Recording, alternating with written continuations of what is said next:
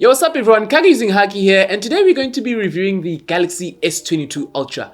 And yes, I know the S23 Ultra is literally just around the corner, but I want to see if this would actually stack up in 2023. So, let's get to it.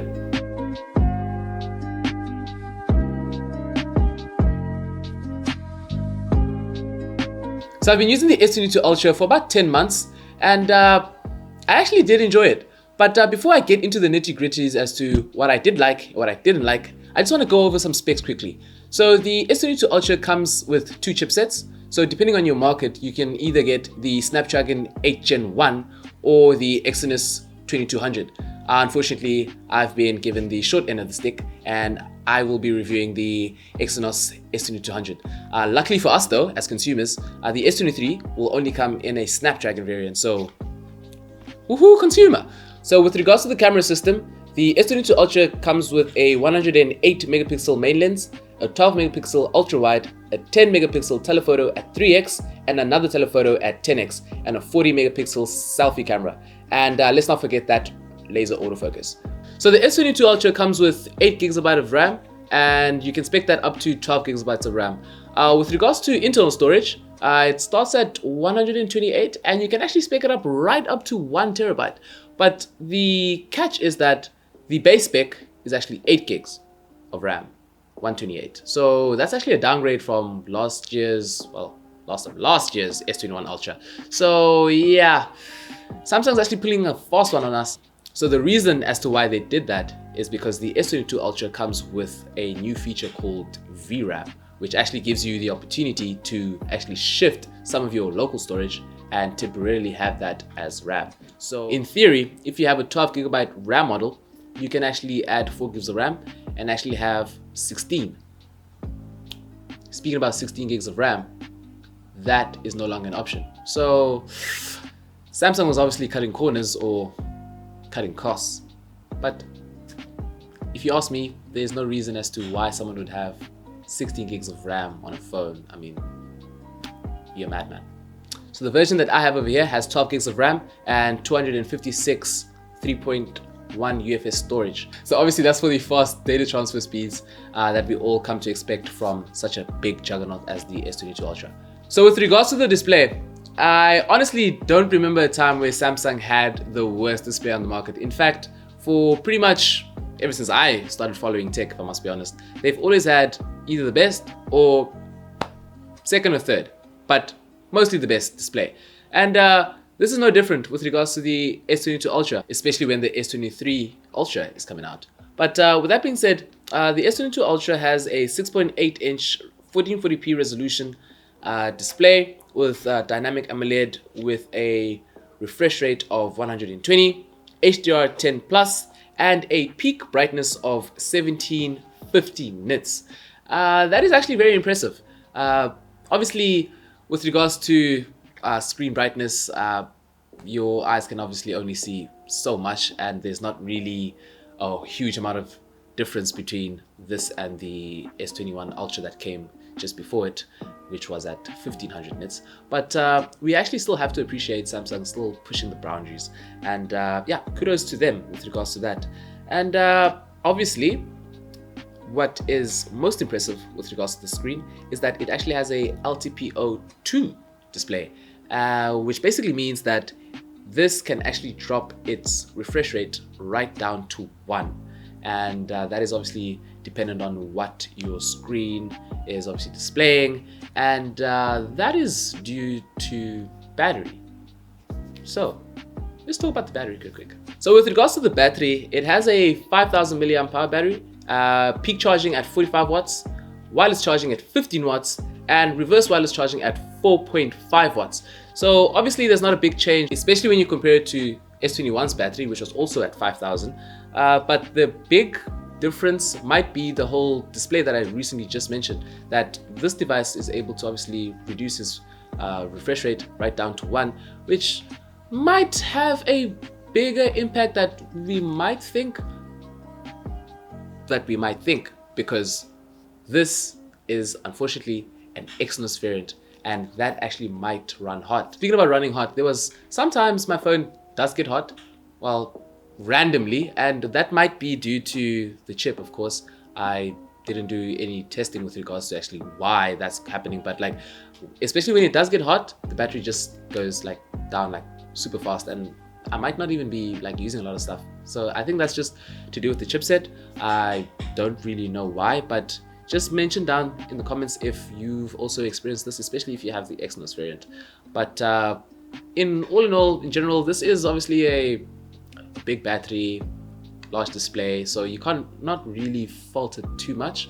So for what it is, it does give you a solid, let's say, 5 to 7 hours of constant use. Obviously, as a not like power user, let's say you having your Wi-Fi, your Bluetooth, your location and everything on. I'm more of a moderate user, so I'd only have like, let's say, Bluetooth and Wi-Fi on, and using that I would get like 5 to 7 hours, and I think that's actually pretty decent considering this is a very massive display. So big ups to Samsung, but yeah, thank God they sorted out that chip business, and we are not going to get an Exynos until they actually sort that business out. So I know I've been comparing this phone a lot to the S21 Ultra, but I mean, it's literally its successor. But the key difference is this: you cannot review an S22 Ultra without talking about its notes features. So let's talk about it. So unlike the S21 Ultra, the S22 Ultra actually has the S Pen embedded within the device. So I know I do love the Note, I always loved the Note, but when I actually had it, I actually didn't find myself using it too much. But it always was nice knowing that I didn't actually have to have a whole separate case and purchasing the S Pen separately. If I didn't want to use it, I could just tuck it away. And I think that is the best, I don't know, like gimmick, or can we call it a gimmick? Well, it's kind of a gimmick. Well, mostly, of course. But I think that is the best gimmick, as in, when you actually do need it, you can just like pop it out, and when you don't, you can just stuff it right back in. That's what she said. So with regards to the S Pen, latency has been reduced right down to 2.8, and obviously to the naked eye, that is almost as if it's instant. So obviously when you're drawing and all of that, I mean, like, I'm not an artist, so I'm not doing any Da Vinci stuff on it. So when I put my pen on the display and I make a line, it looks pretty much instant for me. And obviously Samsung's doing this using AI, and the phone is actually predicting as to where you will, I don't know, scribble about, which is actually pretty cool. So yeah, I know I've been saying this, that I don't use this often, but it is a very neat party trick. I mean, like, nothing screams flex that a bloody S Pen. That doesn't mean that there isn't any useful features. So you can basically control the camera using your S Pen. So obviously, if you guys are in a group taking a selfie, you can obviously use your S Pen as a trigger. And there's various other gimmicky features, such as you're able to change your song or increase volume, decrease volume, go to the next picture, all of those type of stuff, which I think is beneficial, but I don't see myself really increasing the volume using an S Pen unless my phone is very far. But that's the thing, the gestures on the device aren't obviously perfect. Hence I still feel that they are a little bit gimmicky, but they are there in case you want to use it. But for me, on my side, I mainly sign a few docs here and there, scroll sometimes, or like I said, flex on friends to show them that I have the Ultra, not the normal variant. So yeah, S Pen, big fan, but not a big utilizer. But that's just me. I'm sure there's a whole lot of you guys who are power users, split screen, doing all those stuff, you know, doing presentations, changing PowerPoint slides and all of those type of stuff. I'm just not that guy. But that's not to say that this is not the best device with an S Pen. Well, not going to be the best device for long, because like I said, S23 is coming out. So I know it might sound a little bit negative, but like, let's not get this like twisted or anything. This, at least in 2022, this was literally a solid phone. Like, if you ever wanted like a solid phone, this would most definitely be it, especially if you're obviously shopping on the Android space. So this is what I would literally want to look at as Samsung kind of becoming more like Apple, in a sense that it's mainly refining what they already have instead of throwing everything on the wall and seeing what sticks. So with that being said, it obviously has like a lot of small things that actually make this a more of a complete package, a more of a flagship, more of a good at everything but not really excelling at anything. But that's just me. So one of those small things are obviously wonderful speakers. Dolby Atmos is actually very wonderful over here. You actually have the option to switch it off. If you don't, I always have it on. I think it's very nice. One UI has really matured, especially when you compare it to previous Samsung skins where you felt like you were some sort of child who was 10 playing games. It was very cartoony. This is much better, very much more sophisticated, and you can see that it actually has a lot of little features that actually enhances the whole experience, such as easy to set up a theme. So the theme, basically the whole color palette will match your wallpaper. One of the other things is that the device is very easy to use with one hand. Like Samsung is really refined as to what it means to have a big phone. So just because you do have a big phone doesn't mean like you actually have to use your whole palm to like, I don't know, like dial a number or something like that. An example of this is that it's very easy to reach the notification panel. The settings are very, like, they literally close to your thumb. Another thing is that you're able to connect your device to your Windows PC, which obviously gives us Android users finally something that is very close to whatever Apple whatever Apple has on their side, whatever they have on their garden. We have something similar to that, in which that we can obviously connect to our PC and we can answer messages, make calls, send SMSs, receive SMSs, and so basically it's just giving you a whole experience, like a flagship experience. If you want to send something, instead of having AirDrop, you have Quick Share, like those type of stuff. Like it's really becoming the quote-unquote Apple of Android, which actually says a lot about Pixel. Says a lot about them. Not saying that they're bad, just saying that they're not really, I'm gonna put this now, spreading their wings as much as they should, especially with regards to availability. So in Africa, for example, we don't have any Pixels, but I'm sure people in the US, I'm sure they enjoy it, but I will still choose the Samsung over Pixel. But that's just me. But let's get to the cameras. That's where things really get interesting. So diving a little bit deeper with regards to the camera system, I'm going to say this now. I think the 8K video, I mean, I don't use it that much because, first of all, I don't have an 8K TV and I don't have an 8K monitor, so I don't really see as to why Samsung actually has this feature, especially at 24 frames. Apparently the correct frames is 30. But for me, I don't really use it that much because, like I said, it takes way too much storage, and this is actually non-expandable. Which, why? Like why? But anything else with regards to the camera, I think this is actually a very fun camera. Not just fun, but very capable camera. And this is an example of the 8K.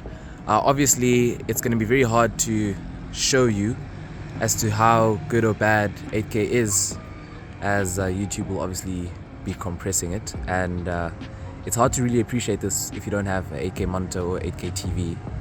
But yeah, it is what it is. This is one of the reasons as to why I think, for now at least, this is a gimmick. But yeah, let me know what you think. So what am I trying to say when I say very fun camera? Obviously, it has a whole lot of features, obviously slow motion, bloody 100x zoom. Don't be a creep. But I do find the zoom feature very useful sometimes, especially when, I don't know, let's say I'm looking at a sign, or for whatever reason, I'm zooming into the mountain or I'm zooming into the beach. I do find that useful sometimes, but it's nice that we do actually have that ability to actually just zoom into the oblivion.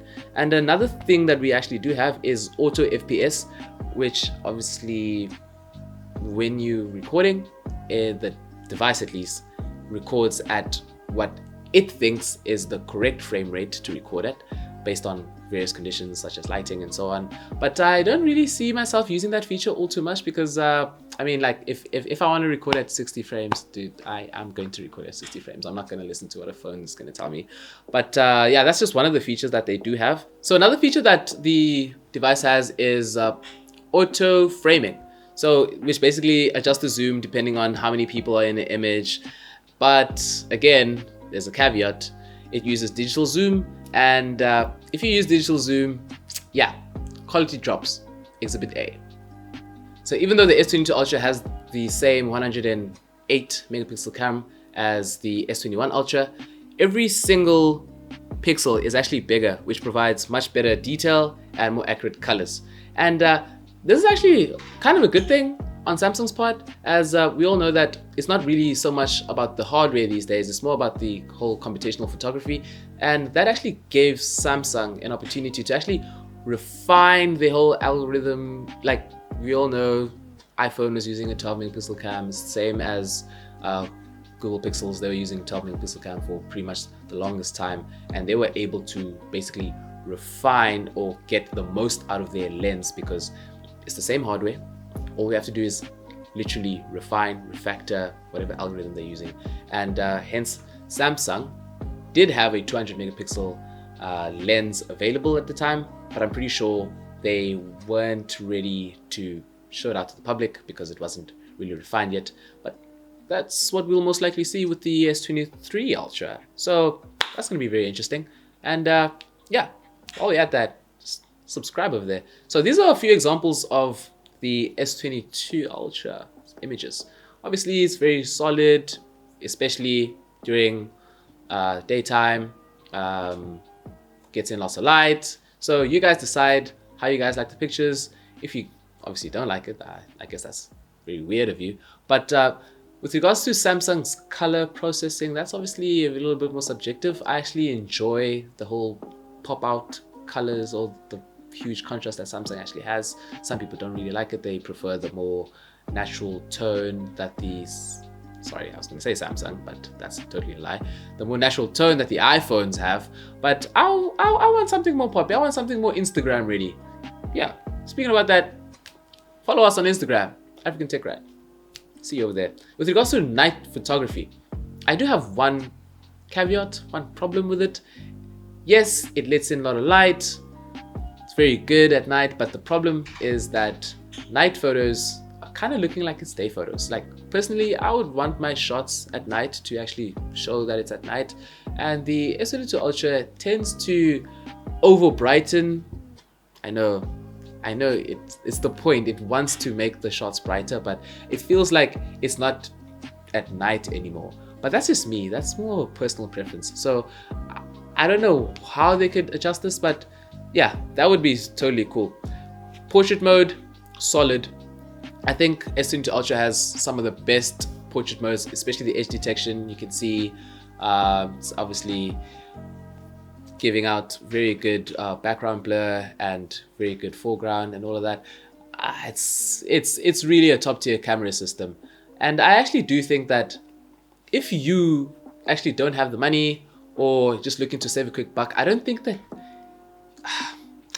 you should get the S22 Ultra yet, especially if you're on a budget. But obviously, if you're balling and you're on some sort of forex trader, obviously just get the S23 Ultra, get it. If you don't, and let's say you're coming from a Note 10 or something like that, I mean, why not bag this on Amazon? I'm sure it's like very cheap right now, especially the S23 coming out. So if you ask me, I'd actually still consider this. I'm definitely not going to be upgrading to the S23 Ultra. I don't think it's going to be much in it. Not much difference. But maybe that whole 200 megapixel might sway me just a little bit. But I doubt it's going to take me all the way to Samsung store to pre-order it. So I'm going to stick with this one. And probably have it for about maybe another 4 years, since we are going to be having 4 years worth of Android updates. So maybe I'll upgrade on Android 16. Just joking. But that being said, that was the S22 Ultra review. Comment if you have any disagreements or any other video ideas that you guys want to have, and we'll make sure that we try our best to get that on video. Kagi using Haki, African Tech Rad.